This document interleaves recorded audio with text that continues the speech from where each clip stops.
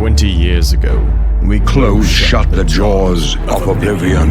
Or so we thought. The gates were sealed, the fires quenched, the world moved on, and in time, so did we.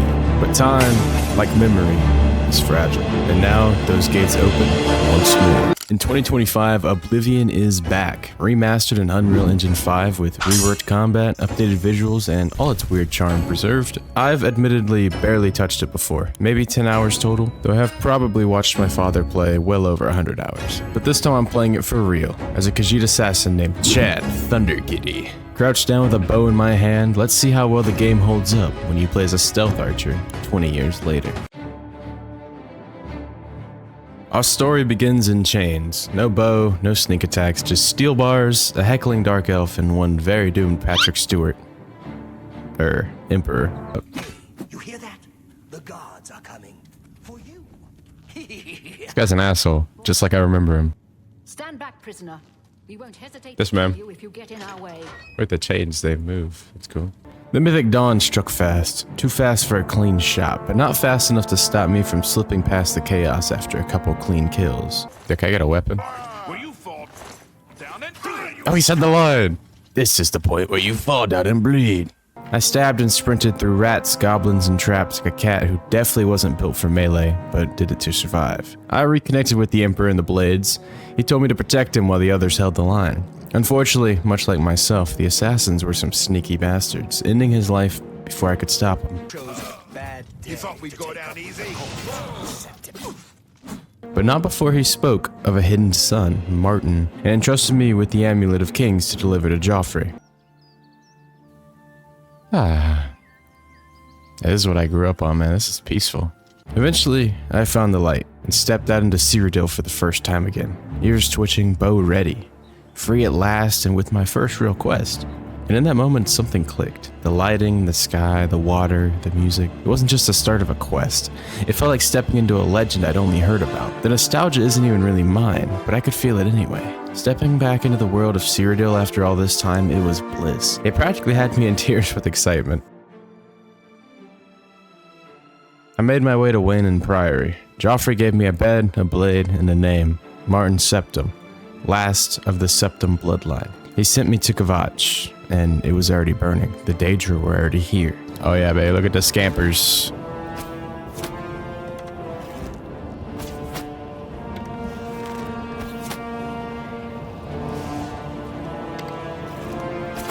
Bonk.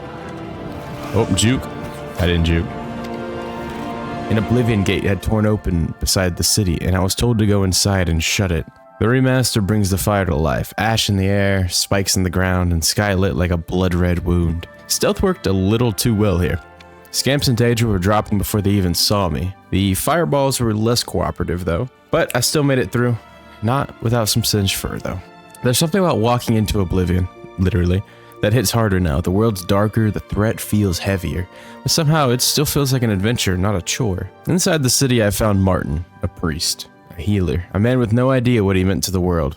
He didn't see me coming, which made sense, not many do. I got him out of Kvatch and led him to Joffrey, and eventually up the mountain to Cloud Ruler Temple, the last heir to the throne, trusting a thief to keep him alive. Fate's kind of funny like that. I returned to Kvatch, this time with better arrows and a few more points in sneak. With the help of the city guards, we cleared the city together. Guards in heavy armor and me darting between shadows, picking off scamps like it was a side job.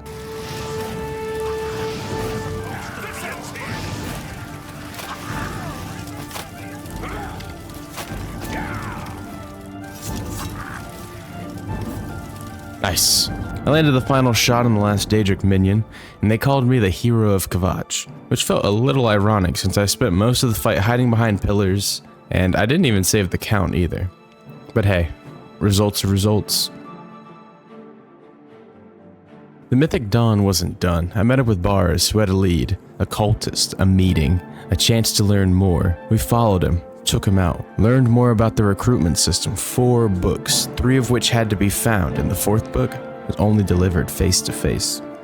So we tracked down this sponsor. I stayed above and Bars took point, like a good blade, or at the very least a brave distraction. I may not survive this, but if I don't, you must. You must recover the book and find the Amulet of Kings. Yes, sir. When the ambush hit, I was ready. One arrow, one clean drop, then chaos. We made it out. 3 more Mythic Dawn agents down. Book in hand, and now let the mage at the Arcane University deal with the paperwork. I needed gold, and maybe a little catharsis.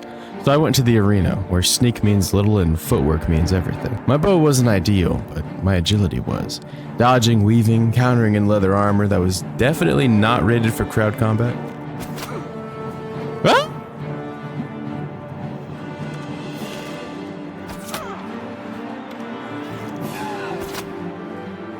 Hey. Boom.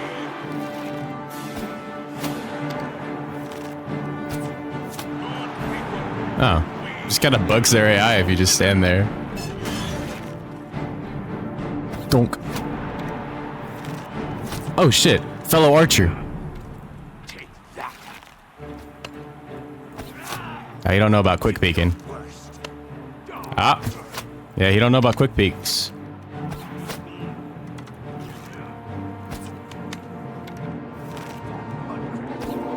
Hey, don't say that.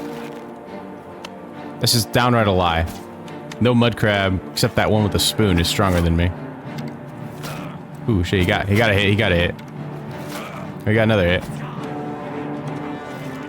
Hey! Don't get racist.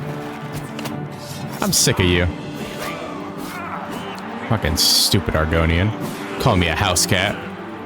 Don't you ever. 4 wins later, though, I hit Brawler rank. Still breathing, still quick, still hard to hit, unless you count ego. And still not sure why the announcer sounded like he enjoyed my suffering just a little too much. After all that, I needed something simpler. The Fighters Guild sent me to Anvil for routine pest control. It wasn't just rats. Okay, it was rats, but also 6 mountain lions, and one suspiciously sneaky Argonian who'd been baiting the beast with rotten meat. She offered me acrobatics knowledge in exchange for silence, and as a Khajiit with a vertical addiction, I accepted. I got paid, got promoted, didn't betray anyone. Not a bad day's work for a bow-wielding brawler. Oblivion Remastered isn't just a glow-up. It's a second chance for people like me who missed it, for stealth builds that finally feel playable, and for stories that didn't get a fair shot the first time around. The remaster team did a fantastic job. The game looks and plays closer to modern standards without losing that weird Bethesda charm. It added in a lot of voice acting, which Oblivion was sorely missing, but it still kept all the iconic ones. I've closed my first Oblivion gate, survived the arena, and helped a rat lady defend her pets from lions, and somehow I think I'm just getting started with the weird. I missed this game when it first came out, but I watched my dad live it, and now 20 years later I finally understand why it stuck. It's awkward, it's dramatic, it's absurd, but it's unforgettable. Should we dive deeper into the Daedric plot or try something new? Let me know in the comments, because it held up better than I did, and Cyrodiil's never felt more alive.